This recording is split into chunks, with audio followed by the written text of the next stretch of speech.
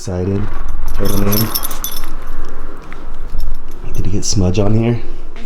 Alright, so as promised, the blood work is done and we are back. I haven't done this in front of you ever, so it's gonna be awkward. Okay, so Wednesday morning, fly out tomorrow, but as promised, got the body analysis done. Well, I didn't promise that, but I did get my blood taken officially. So I'm gonna break this 12-hour fast by enjoying a nice breakfast. But first of all, I wanna go over what I got here. And this is kind of like a budget ghetto DEXA scan, standing on a bod pod, and it read me. So I'll put this down and show you guys exactly what it says. All right, so I just want to interject here. I was talking to my girl about basically what happened with the blood work or the blood draw, and my concerns about my blood pressure, my atrophied leg. And I wasn't concerned about my body fat, but I got a good reading on that too. So I have clients who read in the 22, 24%, and they look normal. So people's just perception of body fat is really wrong. So I'm happy with 13.5. I'd be happy if it said 9 or 15. I don't really care, because how I look is how I look, and I know exactly where I'm at. So 204 pounds, good blood pressure, everything's on point, and I'm so grateful that my nurse and doctor were really helpful and receptive. So sorry I didn't give you guys a nice, thorough explanation, but I was really in a rush. Had just gotten home and we were about to eat breakfast and get our day going. It was my last day in town. So figured I'd show you all a little bit and at least explain why I didn't make a sweet video. So weight was 204.3 this morning. You stand on like a pod and you like grab it and stuff, so it like sends a current through you. So my body fat was 13.5%. My body mass is 29.3. I'm pretty sure 30 means you're obese. So that's like a lot of body mass. Shows the difference between your arms and your legs, right? If you look at my right leg, my injured leg, it's more massive than my non-injured leg by like a insignificant margin, but that's good. That means that my right bad leg isn't smaller. My arms are extremely close. Left arm's bigger, so being right-handed and a lifter, we always worry our dominant side's bigger. It's not. My trunk is where I'm holding all my fat right now. See? My arms are leaner than average, trunk is fatter, but that's normal. I went and fasted, but I also ate like all of my food basically before bed. So that's why my weight and body mass and fat's probably a little off. That's cool, because if I get another blood test done, I'm going to eat again, like a lot of food at 5, 6, 7, 8, and then get it done again. So this will, even though this might be skewed a bit, it'll be the same way next time I get blood taken. My blood pressure wasn't high. Like a lot of the reason I was there, remember when I did the lift thing, I was worried about my blood pressure. It was like 138/90 or 142. My blood pressure today, the girl who took it, she took it manually. She didn't use a machine, she did it herself. Okay, great, let's see what an actual manual like reading is from someone who wants to get an accurate reading, not just a machine. And she's like 122/80. That's you want 120/80. It was 122, and my heart rate was 62. And she's like, you want it between 60 and 100. And then my oxygen was 92, and you want it from 90 to 100.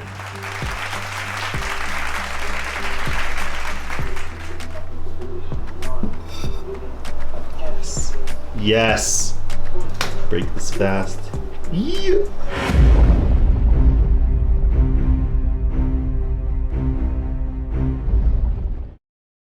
All right, so it's gonna be the last workout out here in Colorado for the pre-Peru trip. And this morning when I got home from FitMD, you see that third banner right there? It's FitMD next door to my gym. That's where I saw the doctor. I believe her name was like Jess or Jen or something like that, but very helpful. Need my blood work and get back to me tomorrow. Definitely a prescription is possible, but we still have to see the the results of the blood work. So I'm gonna wait the next couple days to see what the blood results say, and that way we know what to do. It's that simple. So until then, I have no idea what's in my blood. I'm crossing my fingers, and hopefully living a relatively healthy lifestyle is gonna get me to 29 pretty healthy. But very happy with my blood pressure this morning. It was 122/80 something, and my resting heart rate was 62. So to the doctors over the past few years that have told me otherwise, I don't know what's going on. A lot of the reason I came here is because I thought I had hypertension. So whatever gets you in the door, getting you to take care of yourself, I guess it's a blessing in disguise. So leg day today. Leg day. I'll see you guys in there. It's 3:22. Still got the rest of the day and night. It's been a nice one. All right, everyone, so what's going on? Just checking in here in Peru, in lovely, lovely Peru. And unfortunately, before this leg training session, the night before I hit bench, I ended up doing 230 for like 7 or 8 sets of 3. And I might be able to get in, sneak in a bench session here before my trip is over. It is a 10-day trip, so if I don't train, it's really just me not preparing and not making the sacrifices I need to make. Yeah, it's great to be with family, but 10 days no gym, that'd be like me telling my dad, don't work for 10 days when I come here. It's maybe not the equivalent, but you know what I mean? I don't need anyone to take 10 days off of anything for me. If they need to do some personal things with their personal time, then so be it. And that's exactly what I did today, which is why I felt like filming a voiceover. So today here in Lima, I did train legs, and I basically made it my goal to repeat this workout. So in the full day of eating video of Peru, you will see me training, but obviously in a brand new gym where they're letting me train. I don't want to be raising any eyebrows or causing any problems. These are private gyms, and of course, I think filming is pretty chill. But the last thing I want to do is get kicked out or just even be talked to in the gym about filming, because although I am pretty fluent in Spanish, there's a lot of words and expressions that, I don't know, someone in their early 20s will probably say that'll go right over my head. So just because you can speak some English doesn't mean you can walk into a high school and have easy conversations with kids when they're saying things that I don't even understand. So that's just for an example. But I won't go too in depth into that workout, but I will go into this workout, and they actually ended up being exactly identical. I hit a top set of single leg deadlifts with 35 pounds for 8 reps. And again, this was post drawing blood. So I don't ever work out on days I give blood because I get afraid that if I hit upper body, my veins are gonna like explode. But because I'm not deadlifting and grabbing onto stuff, it was exclusively lower body, no arm stimulation. So while I did give it 90%, I thought giving it any more than that and then taking a red eye and sleeping on the plane would just be so stupid. And I did train the next day with Tristan out in Orlando. If you guys follow me, or in Delray, if you guys follow me on Instagram, you'll see that I didn't film because I'm not going to post anything, but I did, put some videos of his new dog Dahlia up and some posing from his epic kitchen lighting. And Tristan's a really good guy. We got to have some really interesting personal conversations, and it's great in your late 20s to talk about some of the trauma you've had in like your late teens, early 20s with other men. And it's interesting when they have the same exact trauma and you can relate. And I would never have expected it, but anyways, it's just kind of a side note. But like I was saying, 35 pounds for 8 on the stiff leg, 50 pounds total, 25 per hand on the single leg Bulgarian split squats. And then we squatted up to a double with 155 pounds. I think I took it for a double just because my first set was pretty high. It was like debatably parallel. And I'm trying to go like neatly go below parallel. So that's why I did a couple sets just to keep working on depth. But yeah, after squats, it was glute ham raises, 3 sets of 8, which is still really hard. And then we did some hamstrings and leg extensions. I had to squeeze this workout in before be home before 4:30 p.m. Usually the gym's empty around 4. So I had to get in there around 2:30 or 3 because I really needed to get home and pack my bag and spend some time at home while relaxing before my crazy flight.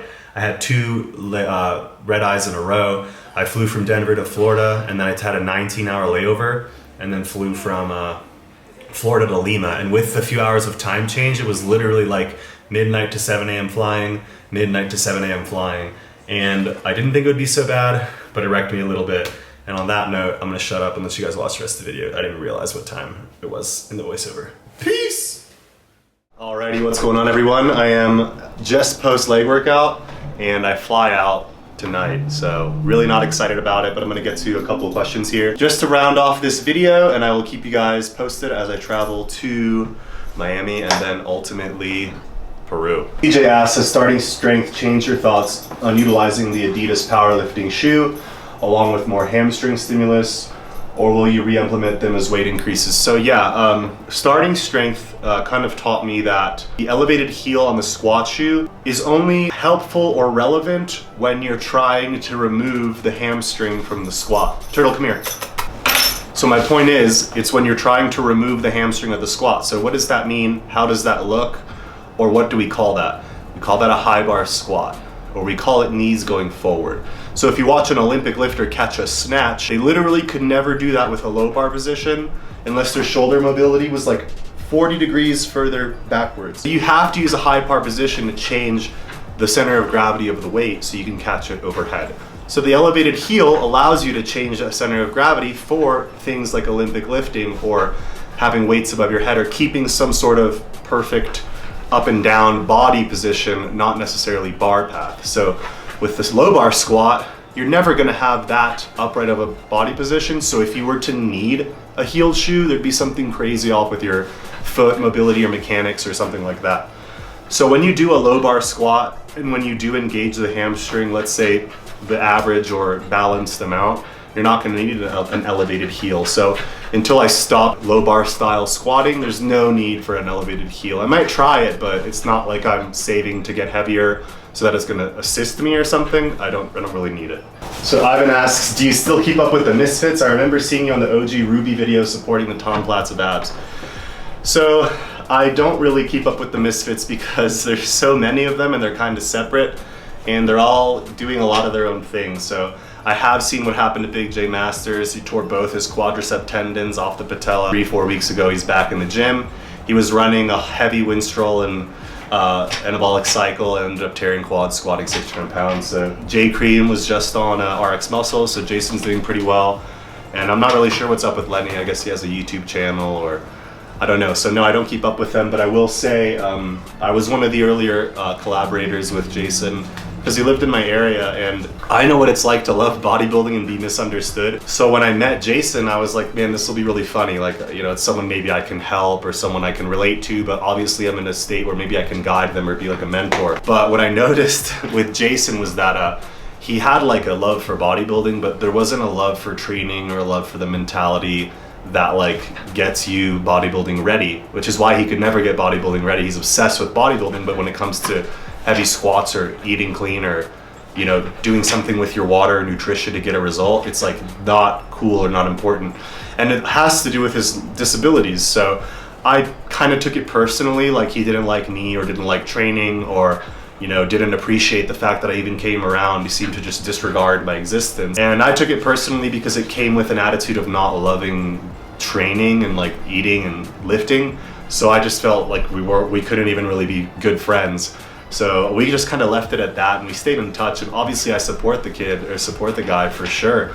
But as far as like hanging out with them and making fun videos, I just care about training and that mentality that gets you aggressive and ready to lift weights and, you know, pursuing something that's difficult, that's challenging, that hurts. And I don't know, we just never really connected like that. But I gave it a good shot and he's an alright guy. Eric asks, what do you think about Proviron for lowering sex hormone binding globulin and increasing free testing libido? Proviron is a prescription drug. I've never taken it. Honestly, I've never taken it because I've never had a need to take it. So if your blood work shows low free test and you have a low libido and your doctor thinks Proviron can solve all your problems, then I would take Proviron. If you're using anabolics or using prescription or using something to replace your own function, I don't know why you would want Proviron. It's kind of like, just do the correct thing in the first place. Why add Proviron to fix something when you can just fix it at the base level of testosterone or estrogen? That's my take because I've never used it. But as far as like physique or bodybuilding purposes, dude, if you're not 2 weeks out, like don't even think about it. I don't know. It's not important, not at all. But if like you're asking, it's for a specific medical purpose where it's going to either keep you off of taking testosterone or keep you from doing something unhealthy, then yeah. But I don't think that's what you're asking for because you probably have better advice from a doctor. But that's my answer on that one. Honestly, no BS. Disregard Proviron as far as I'm concerned. Turtle Man.